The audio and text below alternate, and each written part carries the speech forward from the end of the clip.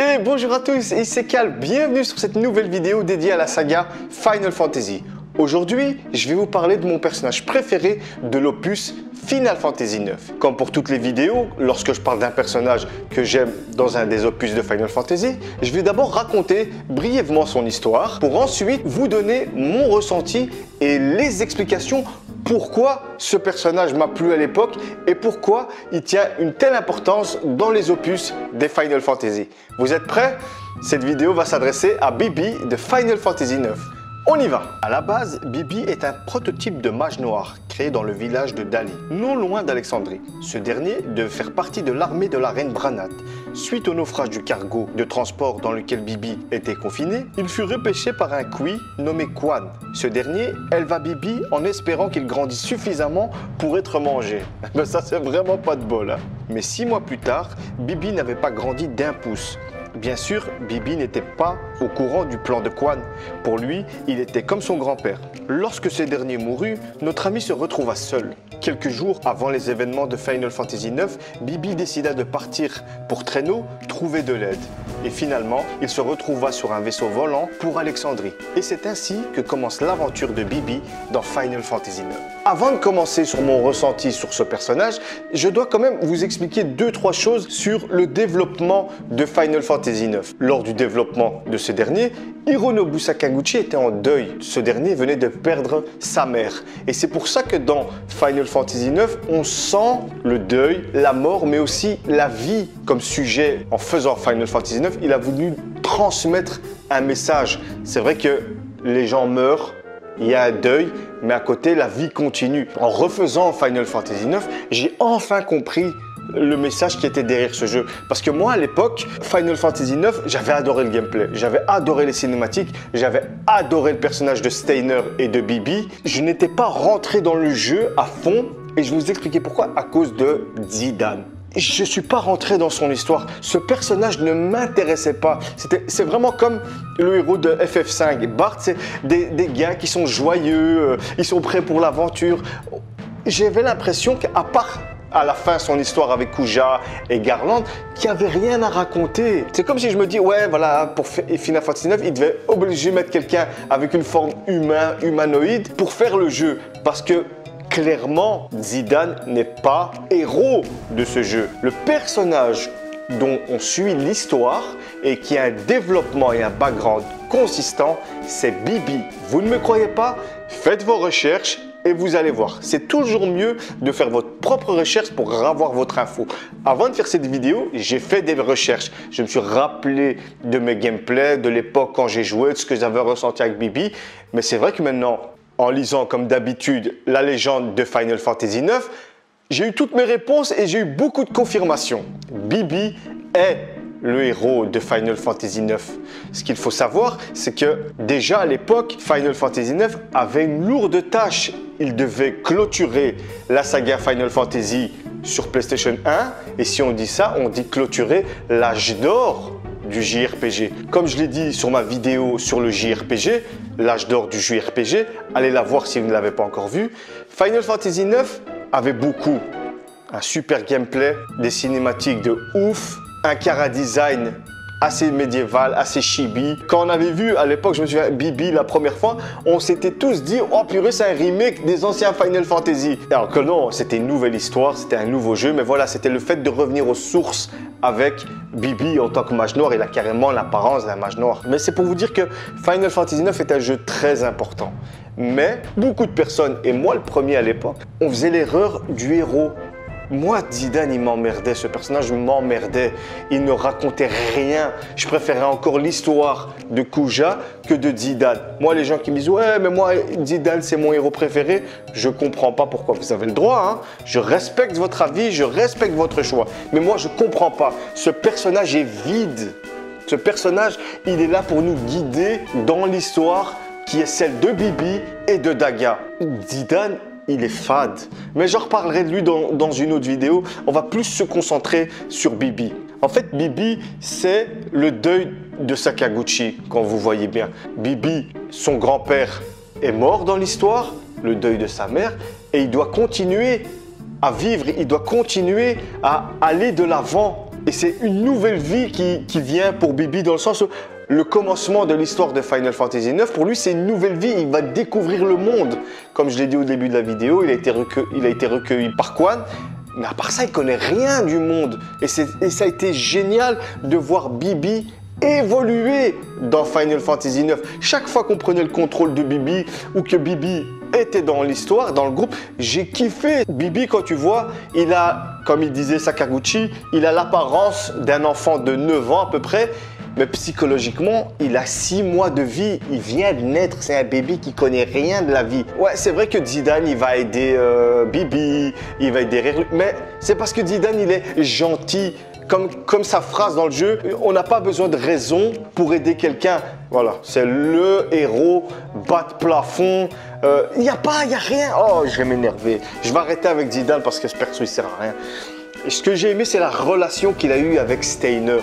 Cette fusion qu'ils ont eu les deux, elle se voit même dans le gameplay. Durant tout le jeu, Steiner, en fait, il kiffe Bibi. Il l'appelle Monsieur Bibi pour dire que le respect qu'il a pour ce personnage, le respect qu'il a pour ce petit bonhomme, de braver le danger et d'aller au-delà de ses peurs et de prendre la vie à pleine main parce que Bibi, il veut pas mourir et il veut comprendre son état, pourquoi la vie, pourquoi la mort. Et Steiner, il respecte ça parce que Steiner, c'est un vieux de la vieille et il aime ça. Et on le voit dans leur comportement, dans leurs relations, mais aussi dans le gameplay. Parce que Bibi, physiquement, est très faible. C'est un enfant, il est faible. Mais niveau magie noire, il est surpuissant.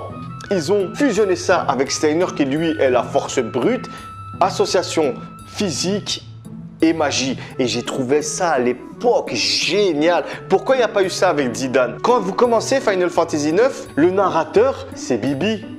C'est lui qui raconte la petite histoire, les phrases. Et à la fin du jeu, les dernières phrases du narrateur, c'est aussi Bibi. Ça nous prouve, Bibi, c'est le héros. Et c'est la première fois que ça arrive, c'est dans Final Fantasy IX, qu'on a un des héros du jeu qui narre le jeu. Après, ils ont gardé ça pour Final Fantasy X avec Tidus, car c'est lui qui raconte son histoire à travers le cheminement de Yuna. C'est ça que je kiffe chez ce personnage. Quand tu penses Final Fantasy IX, tu penses à Bibi automatiquement. Par exemple, je vais vous donner un exemple. Quand vous voyez les bouquins, la légende de Final Fantasy, à chaque fois, on voit les armes. D'accord? Ici dans le 8, on voit la Gunblade. Dans Final Fantasy 7, on voit la Buster Sword. Mais pour celui-là de Final Fantasy 9, qu'est-ce qu'on voit? On voit le chapeau de Bibi, le chapeau du mage noir. On ne voit pas les 2 dagues de Zidane. C'est Bibi qui va nous transporter dans cette histoire. Et ce qui est bien avec Bibi, c'est qu'on le voit évoluer durant tout le jeu. Au début, c'est un petit gamin fragile, il n'arrête pas de trébucher. On a de la peine pour lui. Et, tu vois, on a envie qu'il évolue, on a envie qu'il devienne plus fort. On a envie de le porter jusqu'au bout de son aventure. Alors que Zidane, il ne change pas du début à la fin. Il est fade. Il est fade Zidane. Du début à la fin, Zidane c'est le héros parfait, c'est le pote parfait qui évolue pas jusqu'à la fin où on voit un peu avec Garland, on le voit un peu. Mais c'est tout. Fade. Voilà, le mot pour Zidane c'est fade. Alors que Bibi, c'est lui et Daga qui ont une réelle motivation dans le jeu, qui ont un but précis. Le but de Zidane c'est quoi? D'aider les gens. Génial, trop fort. Sakaguchi a fait exprès, ça a été fait exprès. Zidane n'est qu'un prétexte à l'aventure. Et c'est par rapport aux yeux de Zidane qu'on voit l'histoire de Bibi et de Daga. C'est mort, pot de balle, on s'en fout. Les autres personnages, pour moi, ne servent quasi à rien. Excepté Steiner, parce que Steiner, c'est un excellent personnage. Et comme je vous ai dit, sa relation avec Bibi, c'est le top du top. Sinon, Eiko, Tarrasque, Quen, oh là là, Quena, je m'en fous complètement. C'est pour ça que Final Fantasy 9, pour moi, ne peut pas être un Final Fantasy excellent. Parce qu'il y a trop de problèmes au niveau des personnages. Et Bibi, pour moi, c'est lui qui porte Final Fantasy 9. Quand tu joues à Final Fantasy 9, tu as envie de voir Bibi évoluer. Tu veux voir ce petit être grandir, devenir plus fort. Par exemple, quand il doit se battre contre les mages noirs là, qui ont les ailes, on voit qu'il n'a pas envie de leur faire du mal au départ. Et quand il voit tous les mages noirs comme des pantins, il est dégoûté, il ressent des choses. Tu vois? Et c'est ça qui est bien. Alors que lui, c'est supposé être un pantin. À un moment, quand on va arriver dans le village des mages noirs, noirs qui se sont réveillés, qui se sont libérés. Et Bibi, il arrive là, il se sent chez lui. On voit enfin un Bibi qui peut s'ouvrir, mais à un moment, il comprend que les mages noirs, ils s'arrêtent. Ça reste des pantins, ça reste des machines. Et pour lui, c'est comme découvrir la mort. Et durant tout le jeu, ça l'inquiète. Cette mort l'inquiète, mais à un moment, il va se rendre compte qu'il y a la vie aussi. Mais Bibi, on nous fait comprendre que Bibi est spécial. Je ne pense pas, parce qu'on ne sait pas, à la fin, on ne le sait pas. Bibi ne va pas mourir comme ça. Il ne va pas s'arrêter d'un coup comme les autres mages noirs parce que lui, il a un côté spécial. Et c'est ça que j'ai kiffé dans Final Fantasy IX. Bibi, c'est THE personnage. Et ce n'est pas la mascotte de Final Fantasy IX pour rien. Par exemple, un des meilleurs exemples, Kingdom Hearts. Est-ce que Zidane est dans Kingdom Hearts? Non. C'est qui est dans Kingdom Hearts 2? Ben c'est Bibi, tout simplement. Le héros de Final Fantasy VII, Cloud, est dans Kingdom Hearts. Squall de Final Fantasy VIII est dans Kingdom Hearts. Tidus est dans Kingdom Hearts. Pourquoi Zidane n'est pas dans Kingdom Hearts? Pourtant, c'est le héros de Final Fantasy IX. Comme c'est bizarre, mais pourtant, Bibi est dans Kingdom Hearts 2 avec Seifer et elle est même dotée de paroles. Et ça m'a fait plaisir à l'époque de voir Bibi. J'étais content parce que moi, au début, je me dis, oh, ils vont faire Zidane, je m'en fous. Non, Zidane n'est pas là. Zidane n'est pas le héros que les fans aiment, tout simplement. Peut-être qu'il y en a d'entre vous qui l'aiment. Tant mieux, expliquez-moi pourquoi. C'est ça qui est bien avec Bibi, c'est qu'on a envie de suivre son histoire. On veut que ce petit bonhomme grandisse. On veut qu'il évolue. On veut qu'il soit heureux. Moi, durant tout Final Fantasy IX, je me suis dit, j'espère qu'on va donner une belle fin à Bibi. D'habitude, quand il y a une mauvaise fin, une fin tragique, ça me plaît, ça change. Mais Bibi, je voulais qu'il soit heureux parce que j'étais attaché à ce petit bonhomme. Et je félicite Sakaguchi d'avoir écrit un si beau personnage et Tetsuya Nomura d'avoir donné un design pareil. On sent que pour lui, Bibi est important.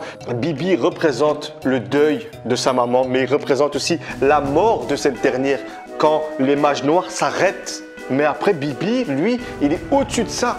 Parce que Bibi va continuer à vivre, il va continuer à expérimenter la vie comme Sakaguchi. Durant son deuil, il disait que voilà, moi j'avais envie d'arrêter, sa mère était morte, qui était dégoûtée de la vie, mais qui voulait continuer. Et il nous transmet ça, il nous transmet cet ultime message. Parce que ce qu'il faut savoir, c'est que Final Fantasy IX est le dernier Final Fantasy où Sakaguchi va travailler, on va dire, mais vraiment principalement.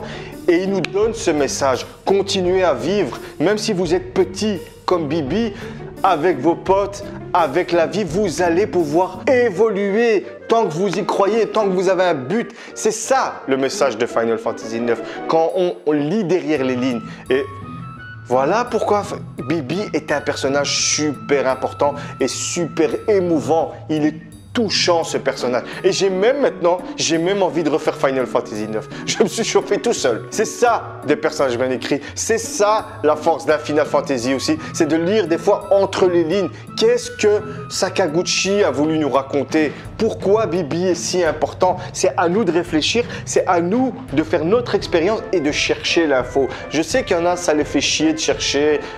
Ah ben je suis là pour ça, vous inquiétez pas. Je cherche pour vous, il n'y a pas de problème. Merci d'avoir regardé cette vidéo. Comme d'habitude, je me suis un peu emporté parce que voilà, c'est quand même des personnages importants qui sont bien écrits. Ça fait plaisir de suivre leurs aventures.